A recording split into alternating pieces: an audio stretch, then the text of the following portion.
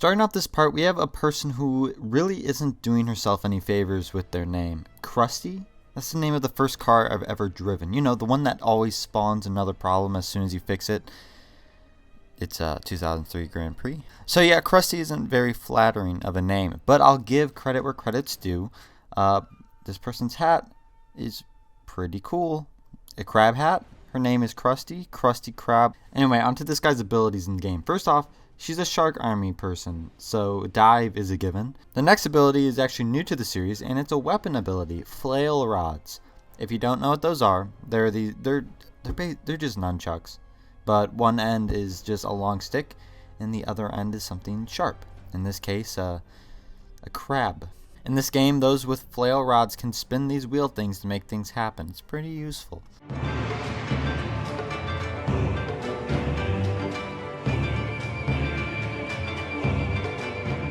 This is the final soldier of the Shark Army on this list, lest you count their overlord, which I don't because he only has the Shark Army because no one else would ally with him. Anyway, this is OCTOPUS, and I shamelessly put him as the best Shark Army man because of his cool hat.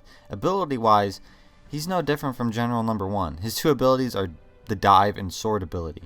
Technically, I should have General Number 1 up right by OCTOPUS since they have the same exact abilities, but General Number 1 and his fired variant are a whole 10 slots behind. I know it makes no sense, and it's a bit hypocritical, but I must remind you that my opinion always reigns supreme, and this game sucks anyway, so in the end, it doesn't matter what anyone says.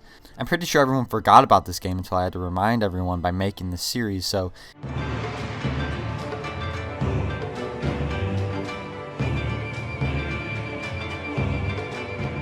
oh, you thought we were done with Elemental Masters? Well, here's yet another one, but this time it's an Elemental Master of something not completely dumb like the Elemental Master of Speed. This is KARLOF, the Elemental Master of Metal. I guess he's an Elemental Master, if you will. I'm sorry. Anyway, he has two abilities that are both exclusive to him. Well, I guess it's one ability that allows for the other. Anyway, he's the Elemental Master of Metal, so it makes sense that he can turn himself into metal. When he does this, he gets slower, but it allows for his second ability, damage resistance. This makes him a complete powerhouse in combat. Not only does he not take damage, but he takes out enemies in one hit and makes them go flying. It's really nice for fighting, but KARLOF is completely useless everywhere else, especially in post-game where there are no enemies across all the areas, and that makes him only useful in dojos, which you are only incentivized to play 3 times maximum.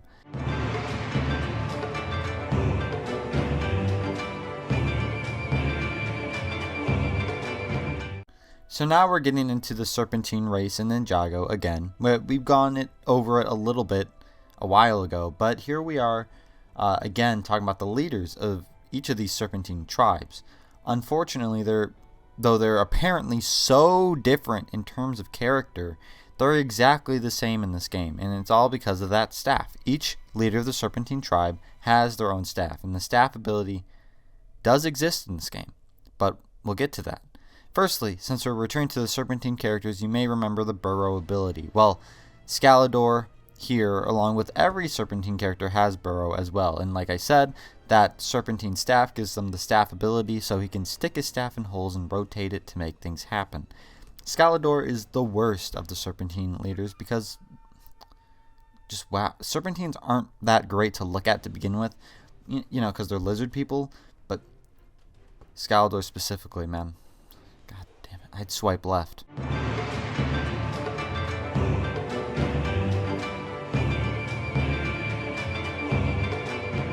Here is Scales, yet another leader of one of the Serpentine tribes, this time being the Hypnobrai tribe. Here's a little funny tidbit of lore. You guys remember Slithra, the Serpentine that was the general of this tribe and is a playable character in this game with only the Burrow ability? Yeah, well, in the show, Scales overthrew Slithra to become the leader of the Hypnobrai, which is insane. It's so crazy, you don't even understand. Scales has staff and Burrow, just like SKALIDOR and the upcoming Serpentine leaders we have yet to go over, but there's nothing really to go over with Scales in terms of this game. I guess I'll mention some more Ninjago lore, maybe. Scales is actually a family man. Yes, you heard me right. Scales has a wife and son. His wife is named Selma, which is weird. She gets a regular name while Scales gets to be named Scales. And Scales has a son named, get this, Scales Jr. And I gotta say, these Serpentine children look even more hideous than the adult ones. It really is an ugly duckling type situation.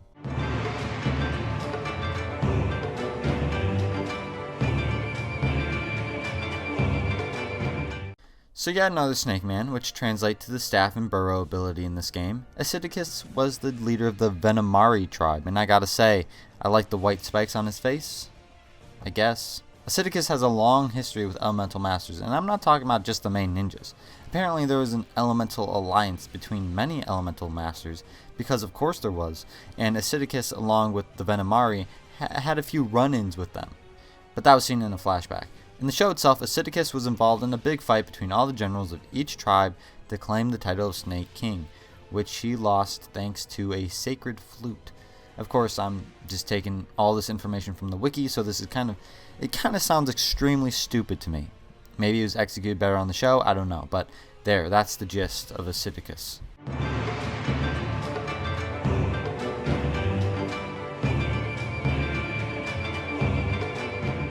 Here's the last Serpentine leader on the list. Of course, this means he has the staff ability because of his snake staff thing, and the burrow ability because snakes do that, I guess. Even though FANGTOM here is the same as SKALIDOR, Scales, and ACIDICUS in terms of gameplay, I put him above the others because I like the fact that he has 2 heads. In the show, FANGTOM's 2 heads would finish each other's sentences. How cute. Instead of more boring lore about the show, I actually have something to say for once, and it's actually relating to this game.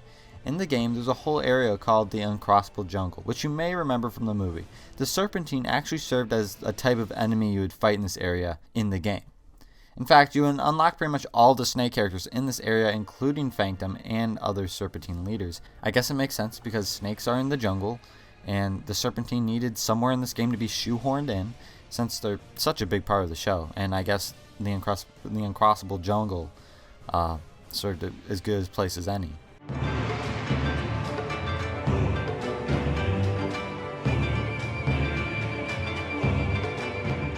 Okay, we're done with the snake leaders, but not with the Serpentine entirely. Yeah, LASHA here is just another runt of the Serpentine, but he outranks the leaders of the tribes in this list. Well, as you could probably guess, it's all about the abilities he possesses. Of course he has burrow, since he's a sniveling snake man. But the other ability he has is the flail rod's ability, due to the weapon he wields. The need for the flail rod ability shows up way more often than the need for the staff ability, so LASHA gets placed above his superiors, which is strange, but necessary. What's interesting is that in the show, there can be big group shots of the snake army, and you can see multiple LASHAs in the shot, because making a different design for each soldier would be a ton of work. So there are many and many LASHAs, and most LASHAs were used as lookouts for the Venomari, according to the wiki, of course. Just assume any tidbit information like that, oddly specific, it's not me who just knows off the top of my head.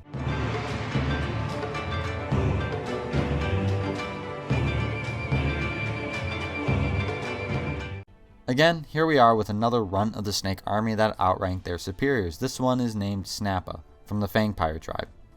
SNAPPR was in the same boat as LASHA, where there were just a bunch of SNAPPR to save production costs for the show. In a way, SNAPPR and LASHA are like the Goon Brothers from Lego Batman. There's just a whole bunch of them for no good reason. That is canon, at least. I mean, the Goon Brothers are canon, according to me, but you get what I mean. Anyway, in this game, SNAPPR has 2 abilities. One is burrow, which I feel like I don't have to say anymore, but I'm contractually obligated to mention. Also, he has a spear, which gives him the spear ability, which is used way more than flail rods, which LASHA has. This is the part where I go into some lore to fill time, but there legitimately isn't much to say, since SNAPPR is everywhere, but does nothing important.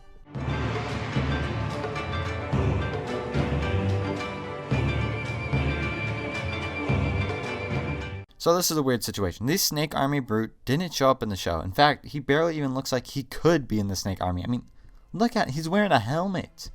But he's the second best Snake Army character in the game?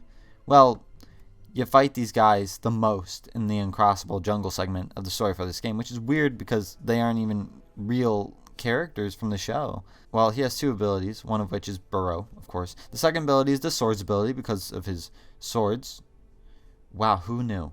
Anyway, I can't help but feel that this guy is a poser because he barely even look at him. Does he look like a snake army man?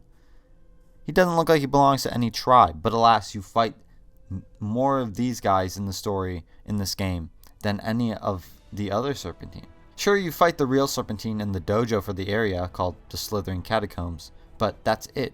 After the Snake Army Brute, there's only one Serpentine that outranks him, and we won't see him for a long time. So as much as I hate this situation with the Snake Army Brute, you can't deny that he's better than most of the actual snake people.